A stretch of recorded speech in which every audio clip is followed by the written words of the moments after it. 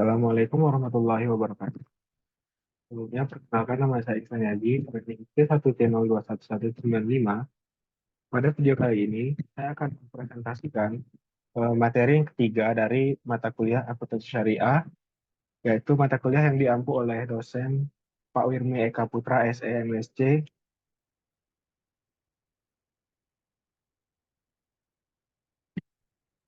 Langsung saja kita kepada subbab. Subbabnya ada yang pertama ada sumber hukum Islam, yang kedua ada jenis dan definisi sumber hukum Islam, yang selanjutnya ada urutan pengambilan hukum Islam, mukjizat Al-Quran, fungsi dan peranan Al-Quran, fungsi as-sunnah, fungsi ijma, serta fungsi qiyas. Yang pertama ada hukum adalah seperangkat norma atau peraturan-peraturan yang mengatur tingkah laku manusia, baik norma atau peraturan itu berupa kenyataan yang tumbuh dan berkembang dalam masyarakat maupun peraturan atau norma yang dibuat dengan cara tertentu dan ditegakkan oleh penguasa. Bentuknya bisa berupa hukum yang tidak tertulis seperti hukum adat, bisa juga berupa hukum tertulis dalam peraturan perundang-undangan. Hukum sengaja dibuat oleh manusia untuk mengatur hubungan manusia dengan manusia lain, serta harta dan benda. Bagi setiap muslim, segala apa yang dilakukan dalam kehidupannya harus sesuai dengan kehendak Allah Subhanahu wa taala sebagai realisasi dari keimanan kepadanya. Kehendak Allah tersebut dapat ditemukan dalam kumpulan wahyu yang disampaikan melalui nabinya, Muhammad SAW, yaitu Al-Quran, serta penjelasan-penjelasan yang diberikan oleh Nabi Muhammad SAW mengenai wahyu Allah tersebut, yaitu As-Sunnah. Yang pertama ada sumber hukum Islam. Sumber hukum Islam ini merupakan dasar atau referensi untuk menilai apakah perbuatan manusia sesuai dengan syariah ketentuan yang telah digariskan oleh Allah Subhanahu wa taala atau tidak. Sumber hukum Islam yang telah disepakati jumhur kebanyakan ulama ada empat, yaitu Al-Quran, Sunnah, Ijma, dan Qiyas. Sebagaimana tertuang dalam Quran Surat An-Nisa ayat 59. Ayat itu pun ditunjukkan kepada orang yang beriman untuk menaati Allah Subhanahu wa taala, Rasul, dan pemimpin ulil amri. Untuk taat kepada Allah dilakukan dengan cara mengikuti perintah dan menjauhi segala larangannya. Jenis dan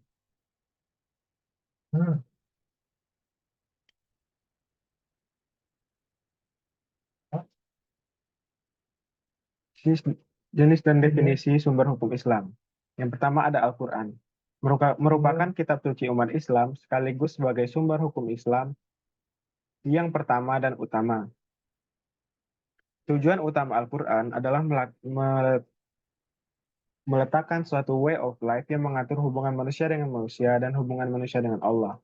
Al-Quran pun memberikan arahan bagi kehidupan sosial manusia maupun tuntutan berkomunikasi dengan penciptanya. Yang kedua ada sunnah. Jika dalam kitabullah tidak ditemukan, saya akan menyelesaikan perkara dengan sunnah. Demikianlah jawaban Mu'adz bin Jabal ketika ditanya Rasulullah SAW. Pada waktu Mu'adz akan berangkat ke Yaman untuk berdakwah, artinya sunnah menduduki peringkat kedua setelah Al-Quran sebagai sumber hukum atau hal-hal yang termasuk dalam sunnah. Tidak semua dapat dijadikan sumber hukum. Yang dimaksud dalam pembahasan ini adalah sunnah yang dijadikan dasar pengambilan hukum. Oleh karena itu, dalam usul lebih sering dipakai istilah hadis daripada sunnah. Yang ketiga ada ijma dan kias. Yang ketiga ada ijma.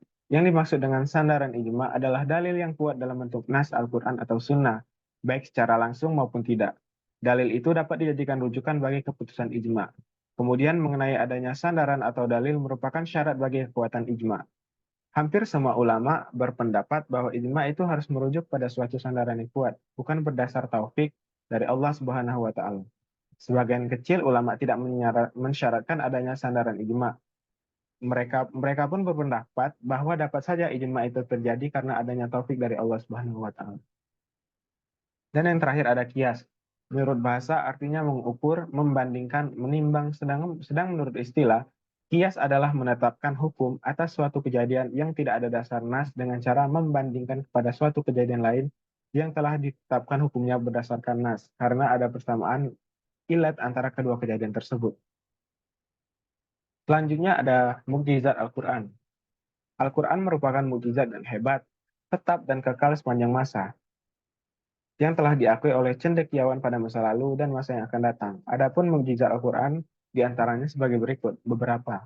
Yang pertama itu ada keindahan seni bahasa Al-Quran.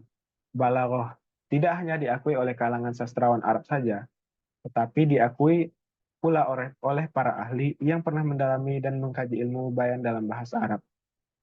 Yang kedua ada kebenaran pemberitaan Al-Quran tentang keadaan yang terjadi pada abad-abad yang silam. Kisah kaum Ad dan Tsamud, kaum Lut dan kaum Nuh, kaum Nabi Ibrahim, tentang Musa beserta kaumnya, perihal Fir'aun, tentang Maryam dan kelahirannya, kelahiran Yahya, kelahiran Isa Al-Masih, dan sebagainya, yang semuanya benar sesuai dengan kebenaran rasional. Yang ketiga ada pemberitaan Al-Quran tentang hal-hal yang akan terjadi pada masa datang, juga merupakan kebenaran yang tidak terbantahkan. Serta yang terakhir ada kandungan Al-Quran banyak memuat informasi tentang ilmu pengetahuan yang tidak mungkin diketahui oleh seorang ummi yang tidak pandai membaca dan menulis, dan tidak ada suatu perguruan atau lembaga pendidikan yang mengajarkan saat Al-Quran diturunkan. Selanjutnya ada fungsi peranan Al-Quran. Yang pertama adalah Al-Quran sebagai pedoman hidup. Itu tertulis. Yang kedua ada Al-Quran sebagai rahmat bagi alam semesta. Yang ketiga Al-Quran sebagai cahaya petunjuk. Selanjutnya Al-Quran sebagai peringatan. Al-Quran sebagai penerang dan pembeda. Selanjutnya Al-Quran sebagai pelajaran. Al-Quran sebagai sumber ilmu. Al-Quran sebagai hukum. Al-Quran sebagai obat penyakit jiwa. Al-Quran sebagai pemberi kabar gembira, serta Al-Quran sebagai yang terakhir ada Al-Quran sebagai pedoman melakukan pencatatan. Selanjut ke submateri yang selanjutnya yaitu fungsi as-sunnah. Sunnah pada dasarnya berarti perilaku teladan dari seseorang. Dalam konteks hukum Islam, sunnah merujuk kepada model perilaku Nabi Muhammad SAW. Karena Al-Quran memerintahkan kaum muslim untuk mencontoh perilaku Rasulullah SAW yang dinyatakan sebagai teladan yang agung, maka perilaku Nabi menjadi ideal bagi umat Islam. Bentuk sunnah bisa bermacam-macam, sesuai dengan definisinya.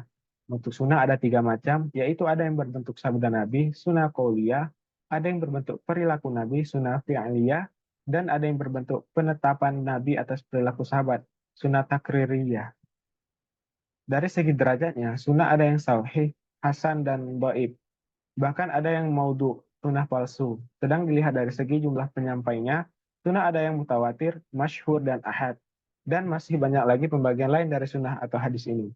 Seiring dengan dijadikannya sunnah sebagai sumber hukum bagi kaum muslim, maka pendapat dan praktik dari para sahabat pun banyak dijadikan sumber hukum dengan alasan bahwa para sahabat adalah para pengamat langsung dari sunnah Nabi. Selanjutnya ada fungsi ijma. Yang dimaksud dengan fungsi ijma adalah kedudukannya dihubungkan dengan dalil lain, berupa nas atau bukan.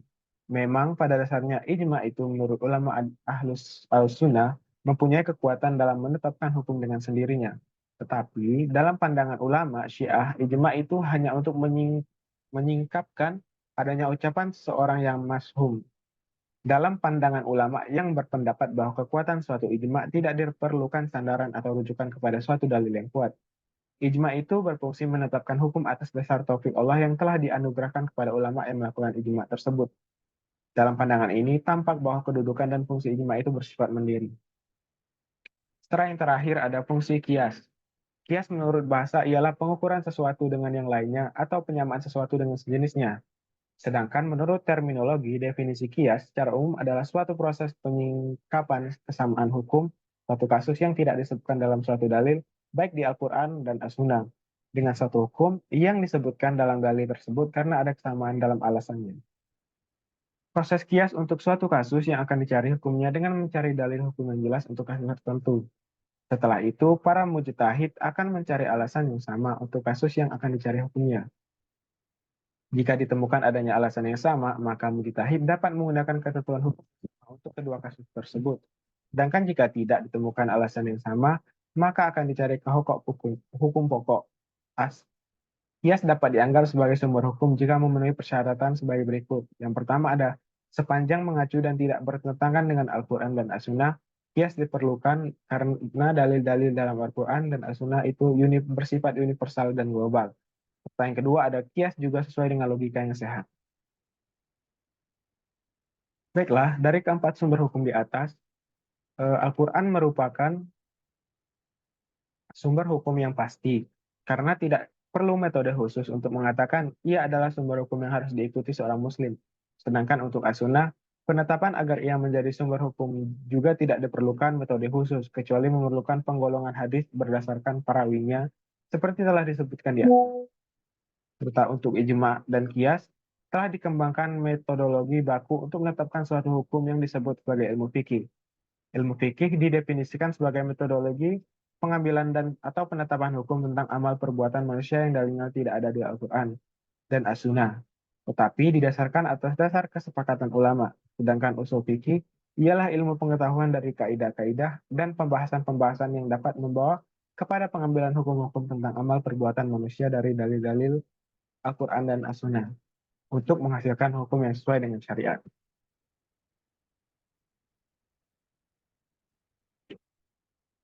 Baiklah, demikianlah penjelasan materi pada video kali ini. Apabila ada salah pengucapan atau kata, saya mohon maaf. Demikianlah saya akhiri. Wassalamualaikum warahmatullahi wabarakatuh.